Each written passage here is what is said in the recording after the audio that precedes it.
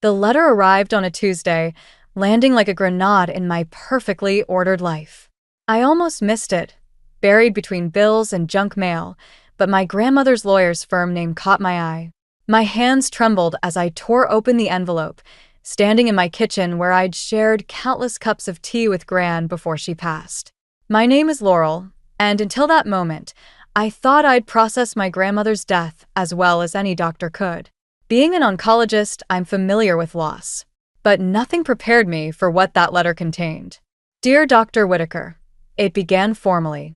In accordance with your grandmother's final wishes, we are to deliver the enclosed key and instructions to you exactly 6 months after her passing. A small brass key fell into my palm as I unfolded the letter. My throat tightened. I recognized it immediately. It belonged to Gran's antique writing desk, the one piece of furniture she never let anyone touch. The contents of the locked drawer, the letter continued, include your grandmother's personal diary and several documents she believed you should see. She was explicit that these materials be reviewed by you alone. My phone buzzed. Mother's name flashed across the screen. Marjorie Whitaker. 20 years of minimal contact, and suddenly she was calling daily since Gran's death. I let it go to voicemail, just like I had every other time. Laurel, honey. Her message played later as I poured a generous glass of wine. Clyde and I were thinking about visiting next weekend. There are some things we need to discuss about your grandmother's estate. I deleted the message before it finished. Classic Marjorie, absent for most of my life until money entered the equation. The same woman who left me with Gran when I was 12, running off with Clyde Harrington to start a new family, one without the burden of a preteen daughter. The key felt heavy in my pocket as I drove to Gran's house, my house now, though I hadn't changed a thing since the funeral.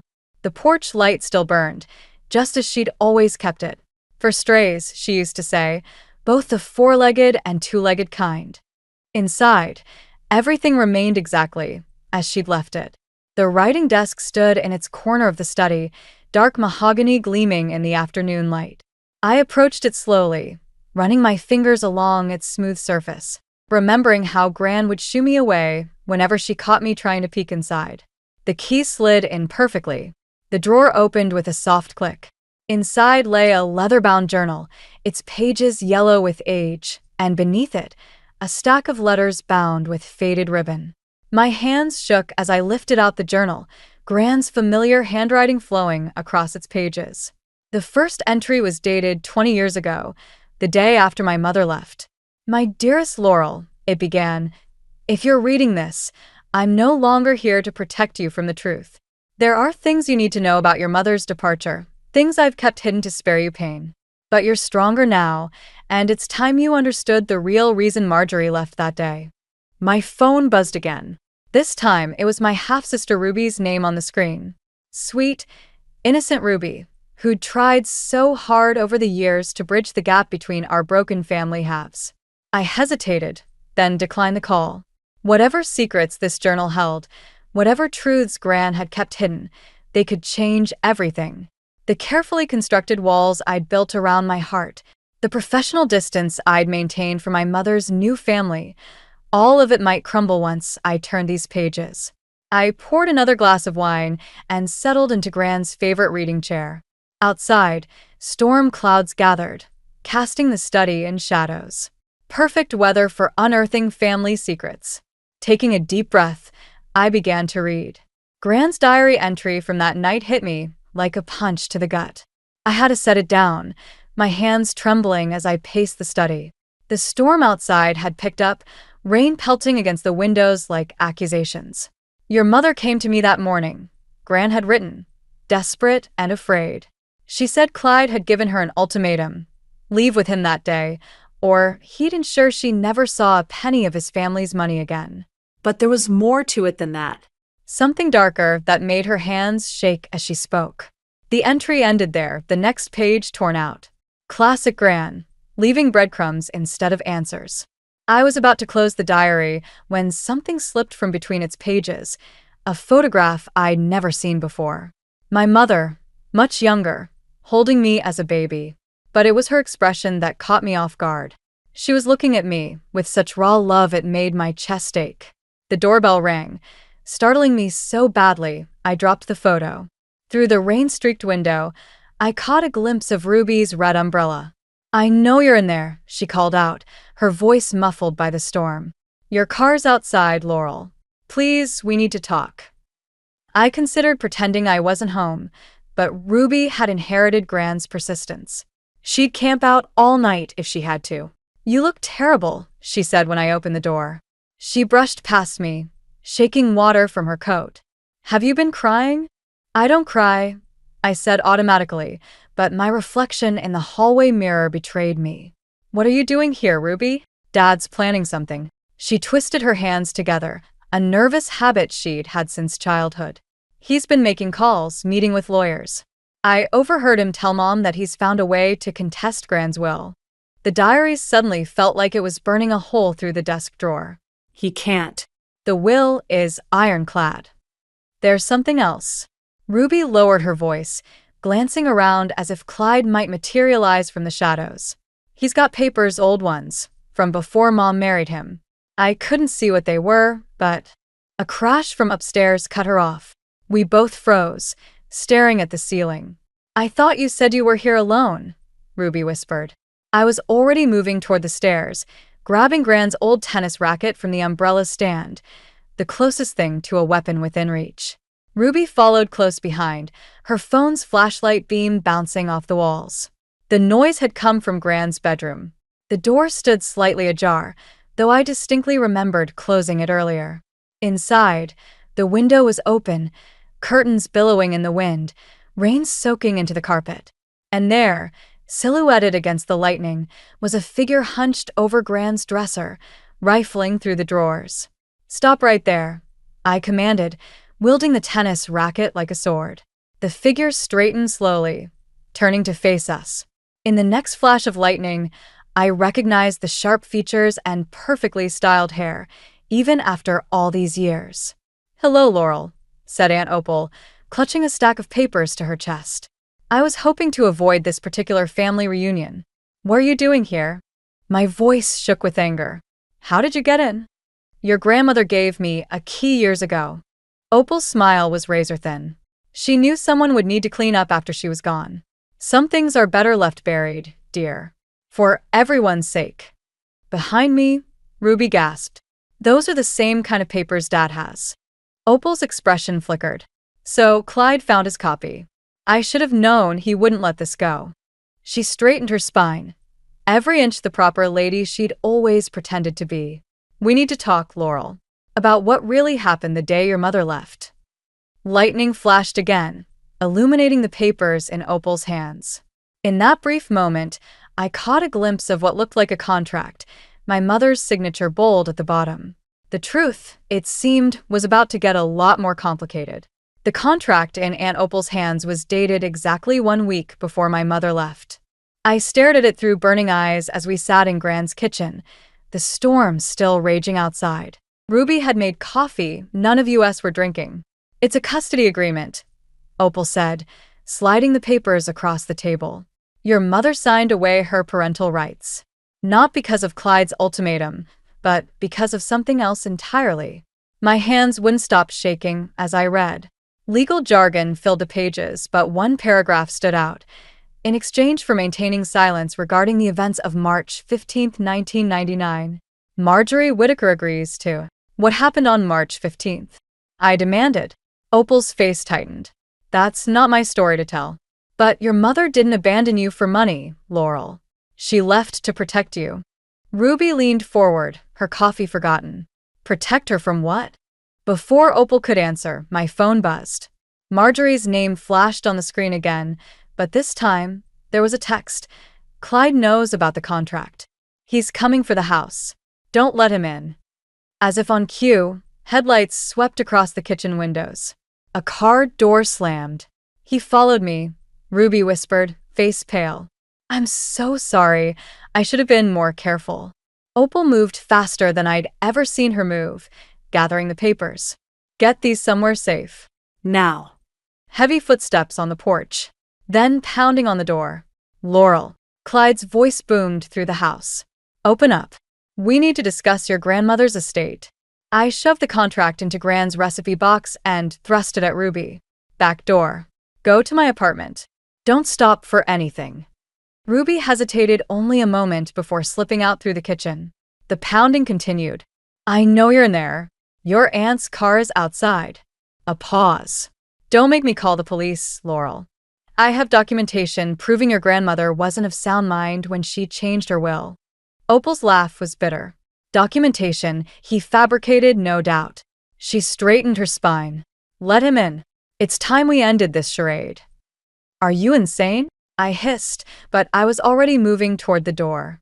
20 years of questions were about to be answered, one way or another. Clyde burst in the moment I turned the lock, rain dripping from his expensive coat. He'd aged since I'd last seen him, but his eyes were still cold and calculating. Where is it? He demanded, scanning the room. Hello to you too, stepfather, I said, ice in my voice. Please come in. Make yourself at home. Don't play games with me, girl. That contract could ruin everything I've built. The contract you used to blackmail my mother? The words felt like poison in my mouth. Or is there another one I should know about? Clyde's face darkened. Your mother made her choice. She knew what would happen if she ever told you the truth about that night. What truth? My voice cracked. What was so terrible that she had to leave her own daughter? The truth, a new voice said from the doorway, about what your father really did to me. We all turned. There stood my mother, soaked from the rain, looking smaller than I remembered. But her eyes were steel as she faced Clyde. You promised, he growled. You signed. I promised to stay quiet to protect my daughter, Marjorie said. But she's not a child anymore. And I'm done letting you use my past against me. She turned to me, tears mixing with raindrops on her face. Your father didn't die in an accident, Laurel. He was murdered. And Clyde. She took a shuddering breath. Clyde helped cover it up. The kitchen clock ticked loudly in the silence that followed. Outside, lightning flashed, illuminating all our faces in stark white. The guilty, the innocent, and those of us somewhere in between. I looked at my mother, really looked at her, and saw for the first time the weight she'd been carrying all these years. The choice she'd made wasn't about money at all. It had been about survival. Police lights flashed silently outside Gran's house as Detective Morris took our statements. It was nearly midnight, and the truth about my father's death hung in the air like smoke. Clyde had disappeared into the back of a patrol car an hour ago, leaving chaos in his wake. Let me get this straight, Morris said, reviewing his notes. Your father's car accident in '99 wasn't an accident at all? My mother sat across from me, hands wrapped around a cold cup of tea. She hadn't stopped shaking. Frank was going to expose Clyde's embezzlement scheme. The brake lines in his car weren't cut by accident. I stood up abruptly, needing to move. 20 years of believing my father had died because of black ice on a dark road, and now this. Why didn't you tell someone? Why didn't you go to the police back then? Because of these. Aunt Opal spread out more papers on the table, photographs this time. They showed my father's car, but there was something else. Something that made my stomach turn. Clyde made it look like your father had been drinking. He planted evidence.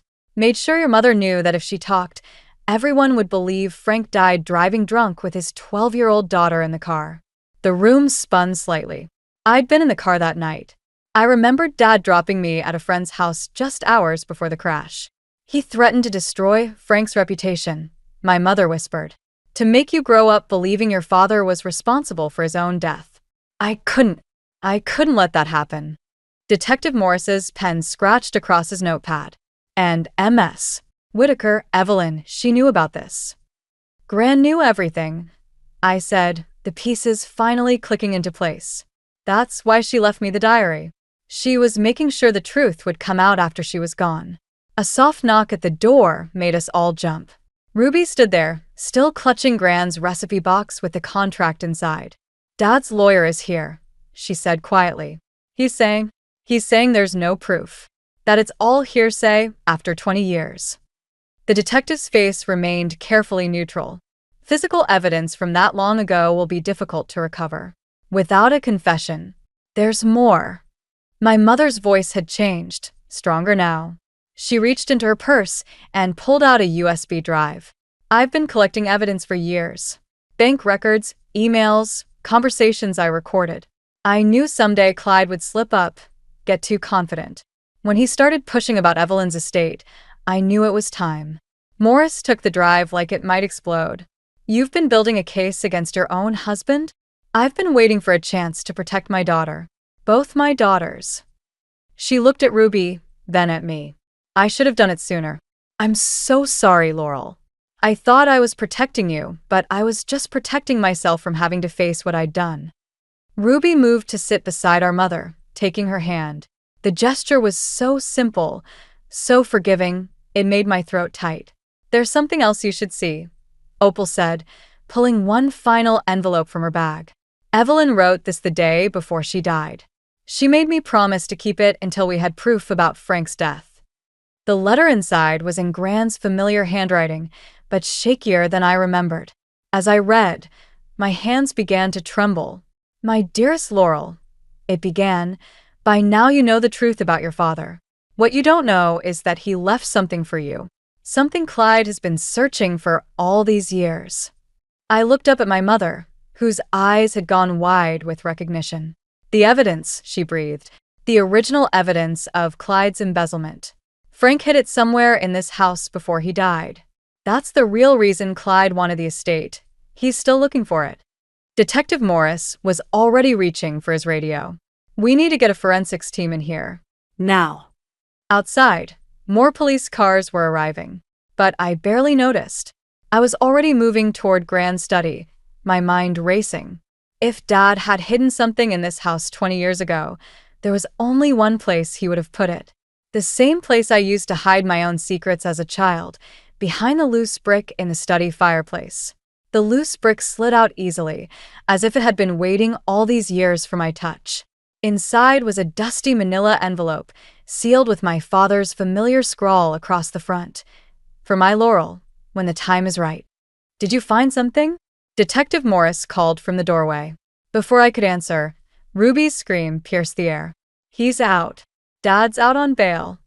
My mother appeared behind Morris, face ashen. That's impossible.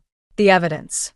His family's lawyers moved fast, Morris said grimly. We need to get that envelope into evidence now. I clutched the package to my chest, my father's last message to me. I need 5 minutes with this first. Laurel. My mother stepped forward. We don't have time. 5 minutes, I repeated, my voice sharp enough to make her flinch. You've had 20 years to process this. I need 5 minutes. I locked myself in Gran's bathroom, hands shaking as I opened the envelope. Inside were bank statements, photographs, and a letter. But what caught my eye was a small key card with a bank logo and safety deposit box number. My phone buzzed. Unknown number. Hello, Laurel. Clyde's voice was eerily calm. I believe you have something that belongs to me. Nothing here belongs to you. No? Ask your mother about December 12th, 1998. Ask her what really happened to those missing funds before your father started investigating me. The bathroom door rattled. Laurel? It was Ruby. Dad's car just pulled up outside. I stared at the documents in my hands. December 12th, 1998. There it was, a transfer record with my mother's signature. She was in on it, I whispered. At the beginning. Smart girl, Clyde said. Your mother helped me set up those accounts. She only turned on me when your father found out. She's not the victim she pretends to be. The front door slammed downstairs. Heavy footsteps. I'm coming up, Clyde called out. Let's handle this like family. I cracked open the bathroom door. Ruby stood there, tears streaming down her face. Mom's gone. She just ran out the back door. Of course, she had. Running was what she did best. Get these to Morris. I shoved the envelope at Ruby. Go out the window, down the trellis like we used to. Don't stop for anything. What about you? I pulled Gran's diary from my pocket. I need answers first. Laurel? Clyde's voice was closer now. Let's talk about a deal. Ruby squeezed my hand before disappearing through the window. I walked out to face my stepfather, Gran's diary held tight against my chest. He stood at the top of the stairs, still in his expensive suit despite the late hour. Where are the documents? Gone. Like your leverage over my mother. His smile didn't reach his eyes. You really think she's worth protecting? After everything she's done? I'm not protecting her. The diary's spine crackled under my grip. I'm finishing what my father started. Your father was a fool who didn't understand business. My father, I said quietly, taught me where to hide things. Want to know what else he taught me? Clyde took a step forward. Don't play games. He taught me that the truth always comes out. December 12th, 1998. I know Mom helped you. But I also know from Gran's diary that she tried to stop you once she realized what you were really doing. That's why you needed her gone, why you threatened her with my father's reputation. His face darkened. You have no proof. I have Gran's diary. I have Ruby's testimony about your threats. And I have. I pulled out my phone, showing him the recording icon. Your confession from downstairs earlier. The police may have let you go, but they're going to love hearing this. Clyde lunged forward just as Detective Morris appeared behind him, gun drawn. That's enough, Morris said. Hands where I can see them. As they led Clyde away again, I saw my mother standing in the garden, watching through tears. She took a step toward the house, but I turned away. Some betrayals cut too deep for second chances. Or so I thought. 3 days after Clyde's arrest, I found myself sitting in the safety deposit box vault, staring at the contents of box 2317. My father's final evidence lay scattered before me. Photos, ledgers, and a videotape labeled insurance. But it was the handwritten confession that made my hands shake. My mother's confession, dated the day before my father died. The bank manager cleared his throat. Dr. Whitaker, your sister's here. Ruby looked exhausted as she slid into the chair beside me. Mom's asking for you. She's not doing well. She's doing exactly what she's always done, I said, spreading out the confession. Running, hiding, lying. She tried to make it right. Ruby's voice cracked. That confession proves it. She was going to turn herself in, turn Dad in too. And Dad died before she could. The words tasted bitter. How convenient. The police found something else. Ruby pulled out her phone, showing me a video. Security footage from the bank, dated December 12th, 1998. My mother, younger and terrified, standing at a teller window while Clyde loomed behind her. His hand gripping her arm, hidden from the teller's view. She was his victim too, Ruby whispered. I shoved back from the table. Don't make excuses for her. She had choices. Like what? Let him kill Dad sooner? Let him come after you. Ruby's voice rose. You read Gran's diary. You know what Clyde was capable of. The diary. I'd been avoiding its final pages, afraid of what else I might learn. Afraid Gran's last words might force me to forgive when all I wanted was justice. My phone buzzed. Detective Morris. Clyde made bail again. Higher-ups intervening. Watch your back. Ruby read the message over my shoulder. He'll come for the evidence. For all of us. Let him try. I gathered the documents, but Ruby grabbed my wrist. You sound just like Dad did. Her words hit like a slap. All righteous anger and no self-preservation. Look where that got him. What do you expect me to do? Forgive and forget. I expect you to survive. Ruby's eyes filled with tears. Mom's in the hospital because she finally stood up to him. She took pills, Laurel. They're saying she might not make it. The world tilted sideways. What? She left a note. For you. Ruby pulled out an envelope, hospital letterhead visible through the thin paper. She said if anything happened to her, you'd find the rest of Dad's evidence in her old music box. The one she left behind when she abandoned me. I stared at the envelope, remembering that music box. The one that played Beethoven's Moonlight Sonata. The one I'd smashed against the wall the day after she left. Oh God. The realization hit like ice water. The pieces. I threw them away. What pieces? The music box. I destroyed it. My legs gave out, and I sank into the chair. if there was evidence inside. Ruby's phone rang. Her face went pale as she listened. We have to go. Now. Dad's been to the house. He's torn it apart looking for something, and now he's heading to the hospital. To Mom. I looked down at the confession in my hands. 20 years of anger and betrayal warred with the image of my mother, young and frightened, Clyde's hand leaving bruises on her arm. If we lose her, Ruby's voice broke. If he gets to her before she wakes up, we'll never know the whole truth. The truth. I'd been so focused on exposing it, on finally understanding why my family had shattered, that I hadn't considered the cost. Now my mother was dying, Clyde was free, and the final pieces of evidence might be sitting in a landfill somewhere, destroyed by my own teenage rage. Sometimes revenge doesn't taste like justice at all. Sometimes it tastes like ashes and regret. Let's go, I said, pocketing the confession. It's time to end this. One way or another. The hospital corridor stretched before me like a gauntlet. Ruby had gone to get security, leaving me alone outside my mother's room. Through the window, I could see her still form, tubes and wires making her look smaller than I remembered. Movement at the end of the hall caught my eye. Clyde.